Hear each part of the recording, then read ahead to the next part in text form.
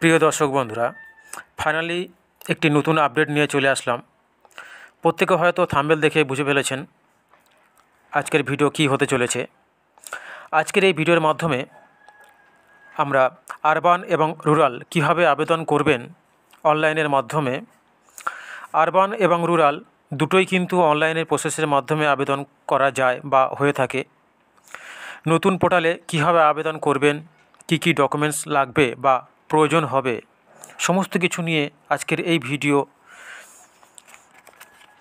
নতুন একটি website, central গভর্নমেন্টের সমস্ত স্কিম এই ওয়েবসাইটের মধ্যে পাবেন, myscheme.gov.in।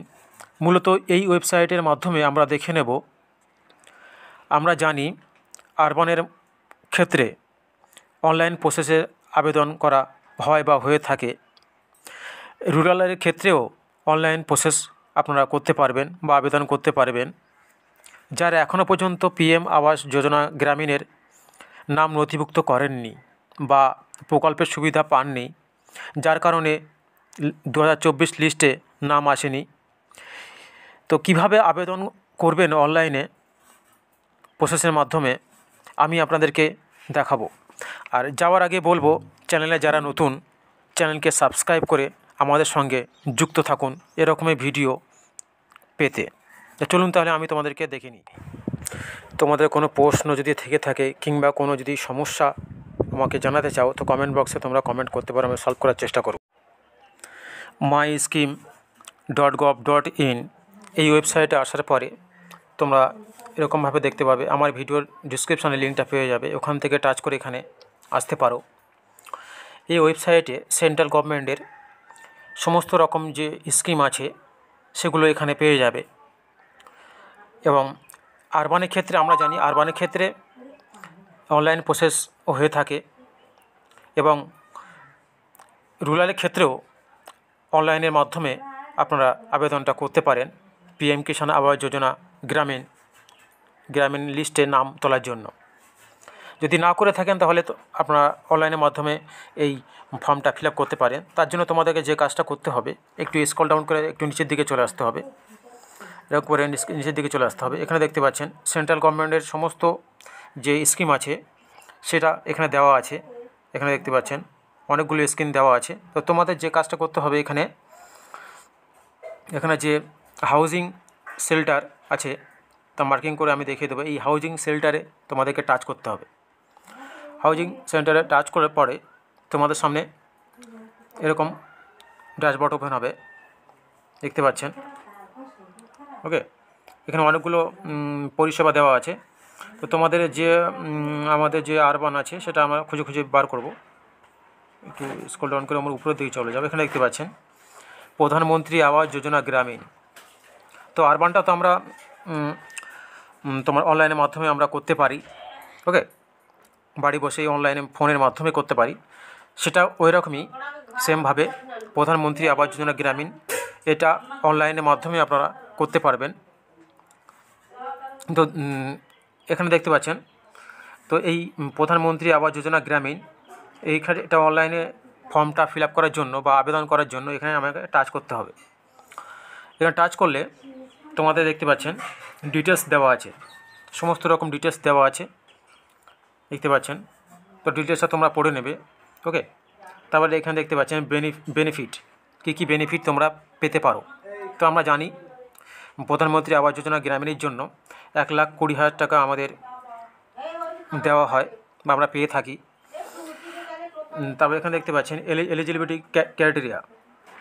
ওকে, এলিজিবিলিটি কীরকম আছে দেখতে পাচ্ছেন। তো এলিজিবিলিটি ক্রাইটেরিয়া এখানে দেওয়া আছে, কারা কারা এই সুবিধাটা উপভোগ করতে পারে। ওকে, পিএম কিষাণ আবাস যোজনা গ্রামীণটা তো তোমরা দেখে নেবে। ওকে, তবে এখানে দেখতে পাচ্ছেন ডকুমেন্টস, কী ডকুমেন্টস তোমাদের লাগবে। ওকে, হাতের কাছে বা জড় করে রাখবে কী ডকুমেন্টস লাগবে। এখানে দেখতে পাচ্ছেন 5টা দেওয়া আছে। এখানে আধার কার্ড অবশ্যই তোমাদেরকে দিতে হবে, জব কার্ড থাকতে হবে এবং ব্যাঙ্ক অ্যাকাউন্ট ডিটেলস অবশ্যই থাকতে হবে, আর হচ্ছে স্বচ্ছ ভারত মিশনের নাম্বার। ওকে, আর পরিবারে যদি কেউ এর আগে কেউ যদি এই পরিষেবাটা মানে এই স্কিমটা উপভোগ না করে থাকে বা ঘরের টাকা কিংবা ঘরের যে সুবিধা, সেই টাকা যদি না পেয়ে থাকে আপনার ফ্যামিলি কারো, তাহলে আপনি এই আবেদনটা করতে পারেন।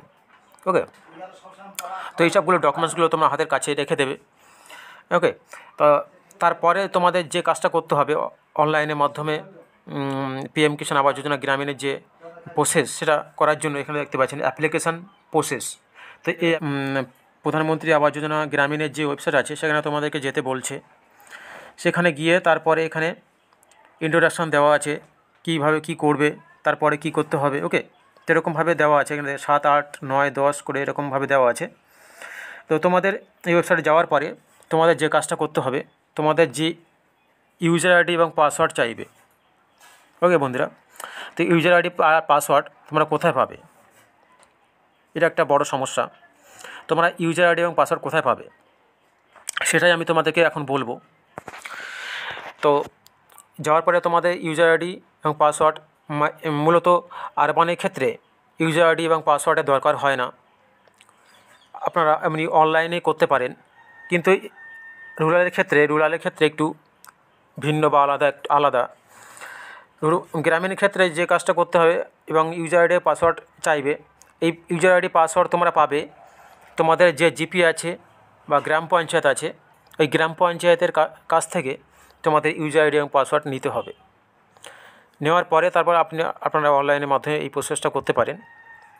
না হলে আপনাদের যে ডকুমেন্টসগুলো লাগবে আমি একটু আগে দেখালাম, ওই ডকুমেন্টসগুলো হাতের কাছে বা জোগাড় করে নিয়ে আপনারা পঞ্চায়েতে চলে যাবেন। পঞ্চায়েতে গেলে ওখান থেকে আপনারা অনলাইনের মাধ্যমে পিএম আবাস যোজনা গ্রামীণের অনলাইনের প্রসেসটা তোমরা পঞ্চায়েত থেকে ওখানে গিয়ে তোমরা এই কাজটা করতে পারো। করার পরে আপনাদের যে 2024 কিংবা 25-এ একটু ওয়েট করার পরে আপনাদের দেখবেন আপনাদের লিস্টে নাম চলে এসেছে। ওকে, তো বন্ধুরা এরকমভাবে আপনারা অনলাইনের প্রসেসটা করতে পারেন বা আবেদনপত্রটা করতে পারেন পঞ্চায়েতে গিয়ে। ওকে, তো বন্ধুরা ভিডিওটা কেমন লাগলো, আশা করি তোমাদের কিছু ইনফরমেশান দিতে পেরেছি। আজকের এই ছোট্ট ইনফরমেশান দেওয়া ছিল। ভিডিওটা যদি ভালো লেগে থাকে বা ইনফরমেটিভ হয়ে থাকে, তোমাদের কিছু কাজে লেগে থাকে, তাহলে একটা লাইক এবং চ্যানেলটাকে সাবস্ক্রাইব করে বেল আইকনকে অল করে আমাদের সঙ্গে জুড়ে থাকুন এরকমই নিয়মিত ভিডিও পেতে। ধন্যবাদ ভিডিওটা দেখার জন্য।